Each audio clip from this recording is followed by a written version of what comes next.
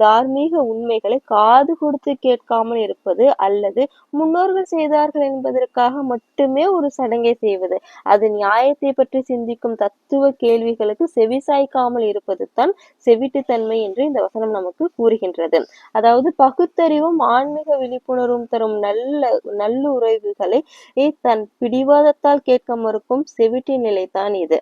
அடுத்து நாம் ஊமையை பற்றி இந்த வசனத்திற்கு ஒப்பிடும்போது, தான் செய்யும் சடங்குகள் அல்லது வழிபாட்டு முறைகள் ஏதேனும் மூட நம்பிக்கையோ மனித குலத்திற்கு எதிரான பாகுபாடுகளோ இருந்தால் அதை தட்டி கேட்காமல் மௌனம் காப்பது.